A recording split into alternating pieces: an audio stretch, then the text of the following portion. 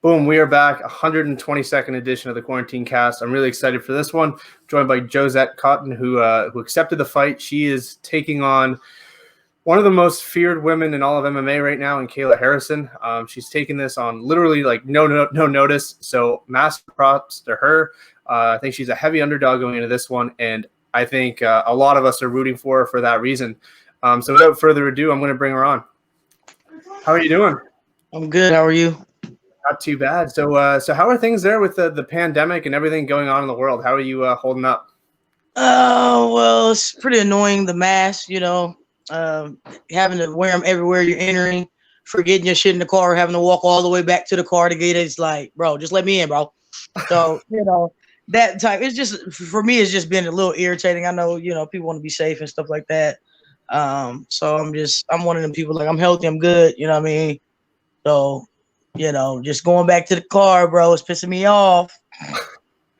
How's your training been throughout the whole thing? It's been cool. I've been pretty much just getting my guys together. I had no fight coming up or nothing like that. So here with our local show, it kind of took off around I want to say August, and so we got a couple fighters on our team. So the guys has been pretty much getting back after it. So I've been pretty much getting the guys and some of my teammates ready for their fight. Was Ron Coleman one of them? I know he had a huge win as an amateur. Yeah. He looked very good. Yeah. I was just so excited, that he even did it, because I just remember back when I started my career, and I was telling him, like, yeah, bro, he was like, I'm too pretty for that. Ain't nobody gonna hit me in my face, Jozette. And so when he made the call to actually go and do it, I was super excited, because I'm like, bro, you don't even know what you about to do in here. Like, you gonna be a monster, bro. You just wait. It's funny because I spoke to Houston Alexander back in March, and he said, keep your eyes out for him. And I'm like sitting here waiting. I'm like, he hasn't fought. And then he went out there and looked very, very good. The guy's a monster. I think the first fight fell through. I think I told Ron, I said, that nigga Googled you. Last minute he Googled you, bro. He all he heard was 0-0, making your amateur debut, and then somebody told that motherfucker to Google you, and then he said, oh, okay, never mind. I want to talk a little bit about you. It's been a while since we've seen you inside the cage. You had that boxing match, but what was the reason for the long layoff? Shit. It's hard to when you who you are. It's hard to get fights. It's hard to make somebody agree to fight you. Right after I fought Kayla, I went under knee surgery, got that done. So I was itching to get back in there. Asked her. My doctor cleared me, and I was good. Actually, that same day, I was supposed to fight in the bare knuckles in Florida as well, and she backed out a week before the fight, and my coach just came out of nowhere and was like, we got this boxing match. And I'm like, fuck yeah, sign me up. You know what I mean? Don't play with me now. Is she gonna play? Is she signed? Is the contract signed? Because right now I'm in that stage of my life in my career, which it started early. You don't get excited about fights anymore. When people find out, when I can't say they know who they're fighting, and then they actually find out who they're fighting, they go, oh, well, maybe not. So, there's a lot of times that I prepared for fights that didn't go through because somebody actually knew exactly who they were fighting at the time. But, when it was first presented to them, it was just, oh, yeah, it's a fight. And then they like, oh, no, I'm not going to do that. That's not a good fight for me. You know what I mean? So I stopped getting excited about stuff like that. And, just was like, well, has that opponent signed their contract?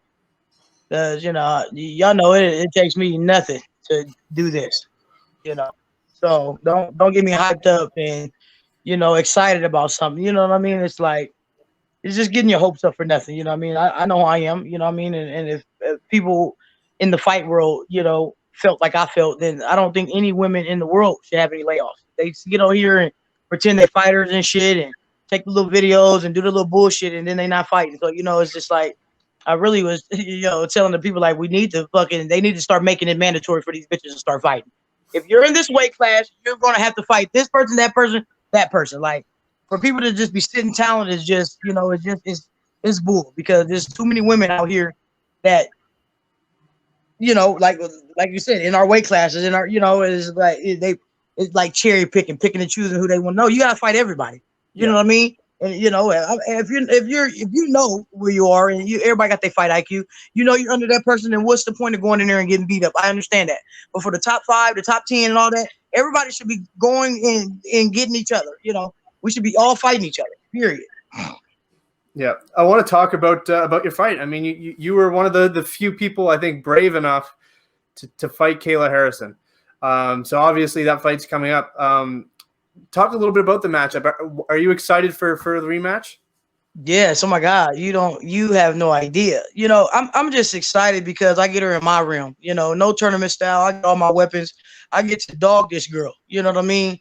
And then I get to send her back to PFL looking stupid. So I'm super excited about her actually being in an MMA match and knowing what it feels like to be in there with the headbuster, without a tournament style, without these rules, without these things. You know what I mean?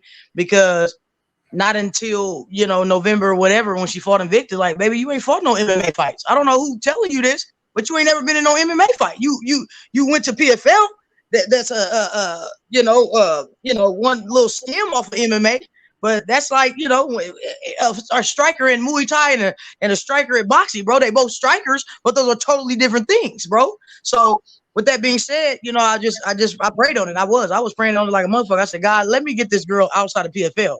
I need her to where I can use and do everything that I'm able to do, you know what I mean? And not have to think about what I can do and what I can't, you know what I mean? So I'm super excited about showing her exactly who I am. She just got a taste of me, you know what I mean? And so I just think that, now when she's in there, she's gonna, oh, okay, this is MMA. Yeah, baby. This MMA. This right here. December 17th is gonna be your first MMA fight. Courtney King did awesome. I can't take nothing from Courtney. Courtney did awesome, but this one is gonna be your first for real MMA fight. How do you what's the biggest lesson you learned last time out? I thought you looked very, very good early on in the fight when it was on the feet. Obviously, when she got a hold of you, there's a different element. That's where her judo came in. So what's the biggest lesson you learned from that fight that you're going to apply to this one? I can't say it's anything. I can't take nothing. Nothing. There's no lesson. My knee got popped in I don't know what round, so I wasn't able to push off that foot, use my leg the way I needed to at all to get up. So I mean, a one-legged person, and doing what I did to her in that round, doing what I did to her with one leg for 3 rounds. I mean, it's just shows you exactly what I'm gonna do to her in 2 rounds and with 2 legs. Like, she's done. There's nothing she can do. She could barely keep me on the ground when she had me with 1 leg. So I don't know what she's preparing for. I don't know what she needs to find out what lesson she's going to be learning from that fight, because now she's entering an MMA cage with Jozette Cotton with 2 legs. So little did she know Jozette had 1 leg in that fight. So now she has to adjust herself when she sees Jozette's bouncing, the real Jozette, come December 17th. Then you're going to see everything, all her confidence and everything. I'm just going to slowly take everything from her, all her confidence, everything she's ever thought she worked for, all her training is just gonna go out the door, because she's not gonna know what to do with Miss Cotton with 2 legs. Period. So no lesson at all. There's no lesson that I needed to learn in the first fight to the second fight, except Jozette is gonna do what she do on the 17th with all bars, no. You can't do this or none of that. Jozette is going to put it on Kayla on the 17th. Period. I feel like I know the answer to this question, but I'm going to ask it anyway. Does it bother you the fact that you're such a heavy underdog? No.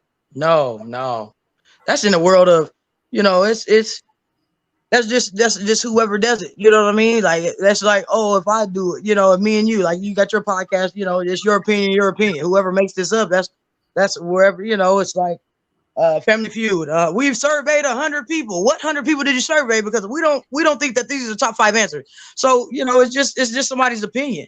You know what I mean? So no, I don't care at all about being the underdog. Will it feel? I'm a dog in there, so that's all that matters. I'm in there. I'm part of the show, so I'm happy to give me something. Because without a fight at all, you can't be nothing. You can't be the overdog, the underdog. Can't be nothing. I'm just happy that I'm here and it's been presented to me. Will it feel extra sweet getting it done against someone who has so much hype behind her?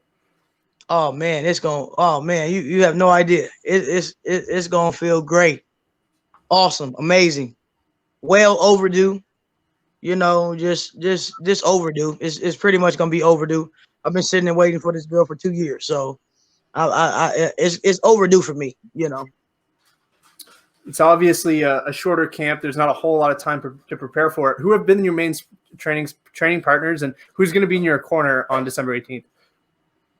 My jiu-jitsu coach, Sean Westbrook. He's been training me since I started. Started when I was 23 years old. So you know, let the world say I don't have any groundwork, but I've been doing jiu-jitsu since my MMA career started. Started boxing when I was 18. So the first thing I did when I got on the scene of MMA was jiu-jitsu. So you know, it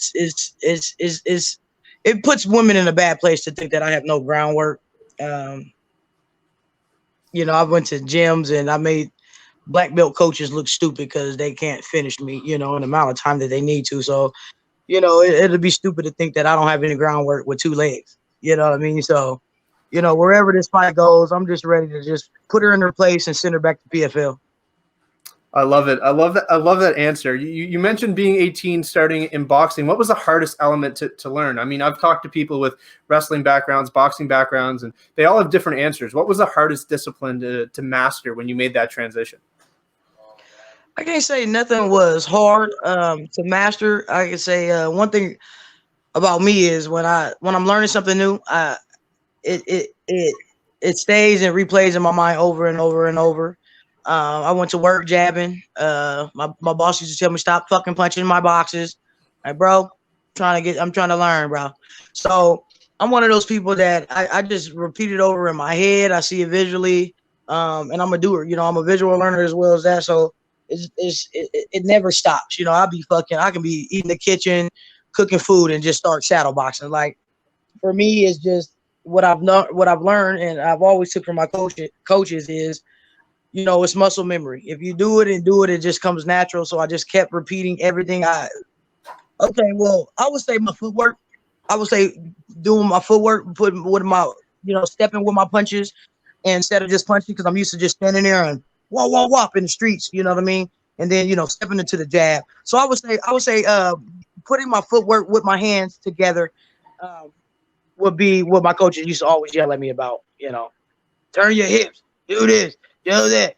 You know, so I would say, you know, the footwork aspect of was the hardest for me to catch on. I ain't gonna say you know, it was hard to, you know, to master. It was just one of those things that I knew I had to, you know, you know, a lot of people, when you first do it, you want to punch hard. You know, you want to punch hard, and it's like, no, you're throwing arm punches. So if you're leaving your hips out, that's taking less off your punch that it could be. Yeah, you can punch hard as you want to, but if you would have added that hip, you would have added that turn with the back foot, your punch would have been so much stronger. So it was just getting the footwork and my hips in the motion of boxing and putting it all together as one unit. I want to talk about the boxing fight. I went back and I rewatched it, and first things first, I thought you got robbed. I thought you won the fight. Just thought I'd put that. I thought I'd put that out there. But where does your future lie? Do you see yourself boxing? I really wanted to get started. I really want. I don't care. I'm a fighter. I'm born to fight. I really don't care. But I really wanted to get on this field because I really wanted to get Clarissa Shields. You know, that was my goal. It was to get Clarissa Shields. I didn't like my performance. I didn't let my hands go. I'm a counter striker. That was my first fight. So I should have. Okay, when you're watching fight and you're watching tape, that's why I hated watching tape. I just need to go and do what I do. But you know, you need to as well. You know what I mean? But I didn't let my hands go, and her watching me, knowing I was a counter striker, she fucking sat there and waited on me, and I'm like, bitch, who's gonna go? Like, so it was those things, and my coach is like, we need to let our hands go, and I'm like, you know, I need to let. Well, my thing was there. I should have let my hands go a little bit more to. I mean, I know I won. They can't tell me that I didn't, because I clearly didn't lose. but they couldn't give her the win because she clearly wasn't fucking winning. So I just felt like if I would have let my hands go, then I wouldn't have gave them any excuse to tie me. You know what I mean? Because come on, man, we know it ain't no tie. This bitch done hit me more times than I hit her. Like that. Come on, man, count it up. Who's the fuck count? Who's counting on the sideline? Like what's going on? So I just should have let my hands go. I wish I could rerun that back because then I would just maul her. Like, you know what? Bell rang, just get over there and just start sticking her ass out. But that's what I kept saying. You know, I just want to just let my hands go and be first and last instead of being the counter. I'm so used to in MMA just watching somebody do something, getting out the way and whopping them. And when that wasn't happening, then we're like at a stalemate. You know what I mean? It's like, okay. So I need to learn how to be first and last. And then I think I'll be a complete boxer. I want to ask you a couple more questions. You mentioned Clarissa Shields. I mean, obviously she's getting so much attention, transitioning from boxing to MMA. As someone who's fought for so long and, in my opinion, hasn't gotten the respect that you deserve, I think you should be UFC, Bellator. I feel like these opportunities should be going your way. Is it a little bit bittersweet seeing all the attention she's getting without even taking a fight? No, I mean, she's earned her fucking spot. She's the fucking champion. That woman has definitely earned her spot. You know what I mean? And be who she needed to be and look well at doing it, look great at doing it. I'm excited for her because just like me, you know, now transitioning over, the beast that she is, that she put in the boxing, she's going to be a fucking animal in the MMA ring. You know what I mean? So I can't wait to meet her in any, competition. I know she's gonna be great. It's crazy because we share the same birthday. I know a Pisces. We're adamant about what the fuck we're doing. Actually, the same fucking day, just the year difference. And I know she's gonna fuck it up. She's gonna learn her kicks. She's gonna learn her combinations. She's gonna put her boxing with it there. She's gonna be a fucking monster. You know what I mean? So I'm super excited about it. Not hating on her at all. I'm get all the attention that you need. Just don't let like I said. I was reading up on her articles. And, her interviews and asking her, she ain't no dumb girl. She ain't about to just go in that motherfucking cage, with a disadvantage. So she's a very smart girl. She knows what she needs to do. She's going to get it done. And then I believe she'll be ready for me. You started MMA in 2012. And one of the biggest things that happened in 2013 was women being introduced to the UFC. How does it feel for you knowing that you are one of the people who were involved in the sport since before it was even in the UFC, and your thoughts on the rise of women MMA? I love it. You know what I mean? I would say I'm happy that, Dana White saw something in Ronda that made him want to, because we all know that he said there ain't gonna be no women in the UFC. So whatever the fucking spark he saw, whatever shine he saw it. And that allowed us to be there. So I'm very proud of Ronda for fucking shining, that light on Dana and saying, hey, guess what, bald headed, we can be in this motherfucker too. So with your bald headed ass, we're gonna need you to make a weight class for us. And then it just slowly starts. He got us to 35, he got us to 15. He made the show. The 25. He made the show for the 15. It took somebody like that. Somebody that she was fucking running through bitches with this armbar, bro. So if that opened people's eyes and say, hey, women are doing it too, she's in shape, she looks great. Great. As well as, so I mean, I'm super excited. I was super excited. I'm like, yes, that opened up, for my own mind, like, oh, I need to get down the weight. I need to, not down to her weight, but a weight, since all these weights are coming in. I know 45 is coming soon. So it just got me excited, got me, wanting to train harder, do, keep doing what I'm doing on the path what I'm doing, because one day we're gonna get there. If Ronda did it and she's opening the doors for all of us, then I was super excited about it, and I'm, impressed by her doing it, as many fights as she did, and all of them in the first round. Like, he was first fight, she didn't kill like 50 bitches in the first round, and all her fights, added up to like, two people's fights, of two, and she didn't finish like, so she's an outstanding talent. One thing was she did her thing, and she did that, and she did it. She was a master at what she did best for Ronda, and I was happy that he saw that and was like, you know what, I women can do it. I'm gonna let him in here. I'm gonna let him in. So I was super excited about it. You mentioned that division there in the UFC. I know it's very shallow, but it does leave the door open for someone like you. You have the opportunity now. The division's there. Does that excite you? And is that ultimately the dream, to compete under the UFC banner? It used to be a dream. I've lived that. I'm the best. You know, can't being in the UFC doesn't change my mind about being the best. You know, what 145 are in the UFC that can whoop me? Nobody. I'll tell you, no one. I sat out there for the UFC Tough Enough show, bro. They picked me. I was 16. They picked 16 girls. They paid for our hotel and everything to see who's going to be on Ultimate Fighter. They was weak as fuck. Everybody that they picked for the 145 show was weak as fuck. Nobody in that room could whoop me, bro. You know, all the while Cyborg sitting in there, and I just want to beat her ass right then and there. You know what I mean? Let's just do this right now. You know what I mean? Fuck it. I just want her. I want the best of the best. You know what I mean? And that's what real athletes do. They want the best of the best. You said this bitch is the best. Let me have her. The fuck we doing this show for? Just let me get this bitch. So, you know, to me, it's just no, it's not a dream. If they want me, I might, you know, but I'm really aiming for Bellator. I really want Bellator, you know, or one of those organizations like that where we get sponsors and not just Reebok. I don't fucking wear Reebok. You know, thanks for the free clothes and all that good shit. But bro, you ain't about to be the only thing on my motherfucking shorts when I got real sponsors out here. Who the fuck is Reebok? Y'all paying Dana and then what? Y'all the only person on my shorts? No, I don't get that. I ain't with that at all. You know what I mean? I ain't gonna say I won't take a one fight contract on their asses, but just to be locked in with them, nah. No, not a dream of mine. All right, I want to ask one last question, and then I'll let you you get back to it. So for people who haven't seen you fight, but they've watched Kayla, what can they expect from you on December 17th?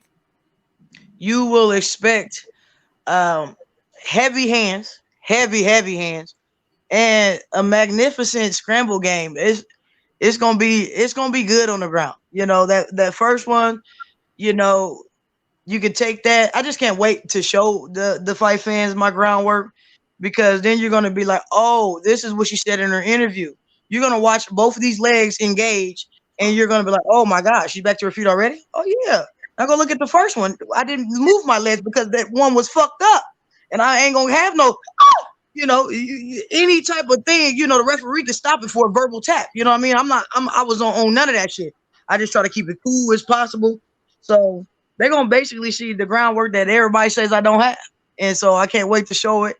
I'm super confident. I might just take this bitch down and let the people know what I'm about.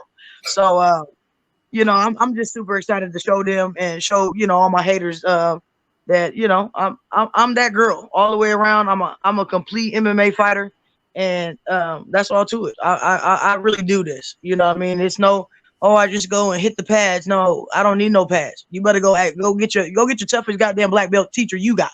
Who teaching you? And I bet you he can't tap me in 5. Bet you he can't.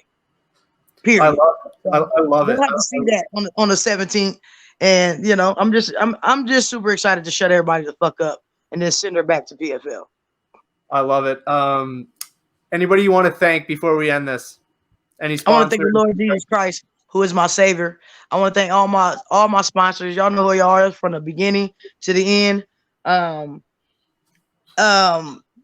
My team, you know, all my gyms, several gyms. Y'all know who worked with me. Y'all know who, you know, avoided me. All my teammates, all my coaches. I got 50,000 coaches. You know, my Muay Thai coach, my karate and kung fu. I don't play. I need to know it all. I'm just, you know, my twin sister, my girlfriend, just everybody. And, you know, again, I just want to thank the Lord for allowing this to happen. I prayed on this. I said, God, give me her outside of PFL. Give me her with all my weapons. And without him, nothing is possible. He did this. So I'm just blessed. And I want to thank you for having me on and, you know, getting this interview. I appreciate you. All right. Thank you very much for the time. And we'll have to do this again. Hopefully when you get your hand raised on the 17th, we'll have you back on. Yes, sir. All right. All the best. Stay safe. And don't catch anything before this fight, because I'm excited and everyone's catching COVID. So stay safe. You too. Have a good one. All right. All the best. Bye-bye. All right, there you go, Jozette Cotton. She's competing against Kayla Harrison on December 17th for Titan FC 66. Everyone seems to want to fight Kayla Harrison right now. outside of people that can actually fight Kayla Harrison. It seems like everyone's avoiding her in her weight class, and Jozette Cotton's taking this fight. It's a rematch from Kayla Harrison's second fight, and I'm really, really excited for this one. Be sure to tune in December 17th, and if you haven't, make sure you like, comment, and subscribe, and I will see you guys next time.